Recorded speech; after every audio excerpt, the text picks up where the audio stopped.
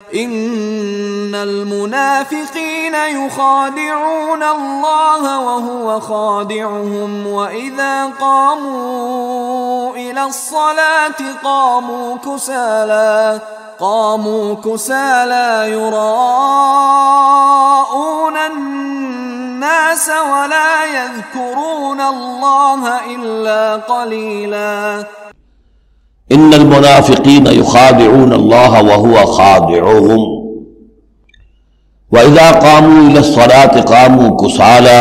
يراءون الناس ولا يذكرون الله الا قليلا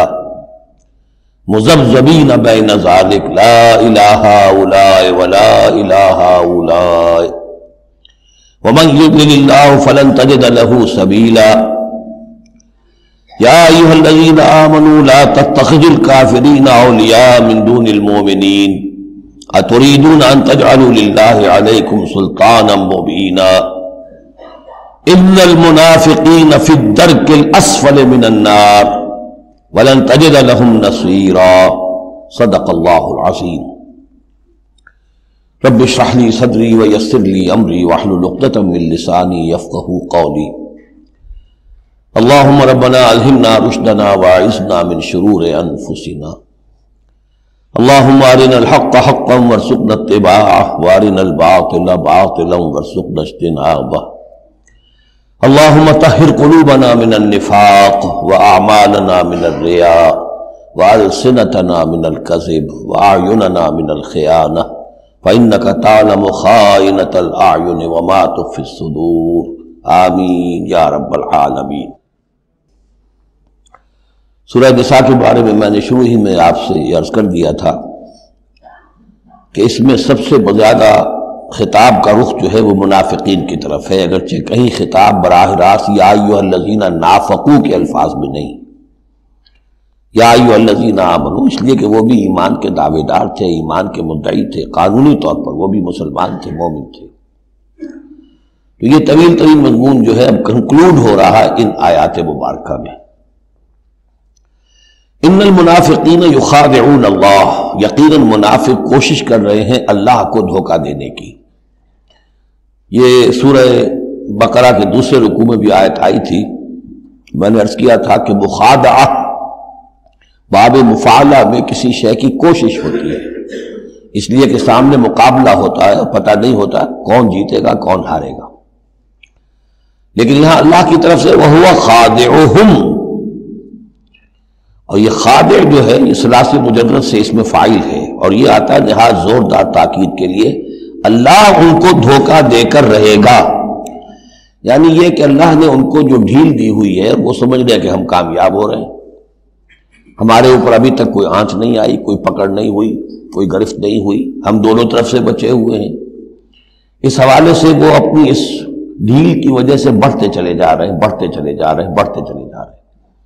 اور یہی در حقیقت اللہ کی طرف سے گویا کہ ان کو دھوکہ ہے جو دیا جا رہا ہے کہ وہ سمجھ رہے ہیں کہ ہم کامیاب ہیں۔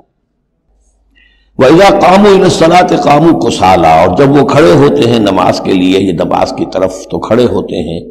بڑے کسل مندی کے ساتھ۔ یہاں ذرا نوٹ کر لیجئے کہ قامہ جو ہے، قامہ یقوم، یہ آتا ہے کھڑے ہونے کے لیے، قائم اس سے اس میں فاعل ہے، لیکن جیسے انگریزی زبان میں آپ کو معلوم ہے کہ ورب کے بعد پریپوزیشنز کی تبدیلی سے بڑے بڑے مفہوم بدل جاتے ہیں۔ انگریزی میں ٹو گیو ایک خاص مصدر ہے، ٹو گیو اپ، اب زمین و آسمان کا فرق ہو گیا، ٹو گیو ان بالکل ہی الٹی بات ہو گئی۔ عربی میں اتنا فرق نہیں ہوتا، لیکن پھر بھی ظاہر بات ہے کہ جو پریپوزیشنز چینج ہوتی ہیں تو فرق پڑتا ہے۔ اسی لیے میں نے کہا تھا قام اعلی الرجال قوامون علی النساء، اس میں حاکم ہونا، سربراہ ہونا، کسی کے حکم کا نافذ ہونا۔ قام الی کسی شے کے لیے کھڑے ہونا، کسی شے کی طرف کھڑے ہونا، کوئی کام کرنے کا ارادہ کرنا۔ وَإِذَا قَامُوا إِلَى الصَّلَاةِ قَامُوا كُسَالَىٰ، جب کھڑے ہوتے ہیں نماز کی طرف تو صاف نظر آ جاتا ہے کہ طبیعت میں بشاشت نہیں ہے، طبیعت میں آمادگی نہیں ہے،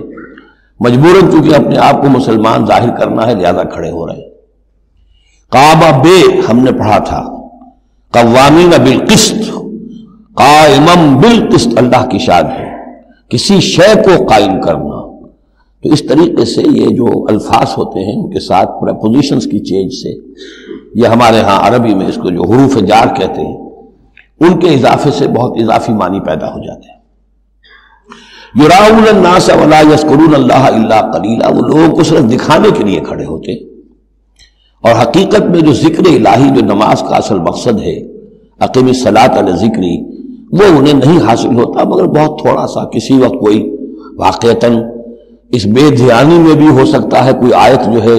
وہ بجلی کے کڑکے کی طرح کڑک کر اور ان کے شعور کے اوپر کچھ نہ کچھ اثرات پیدا کر دے. الا قلیلا، بہت ہی شاذ.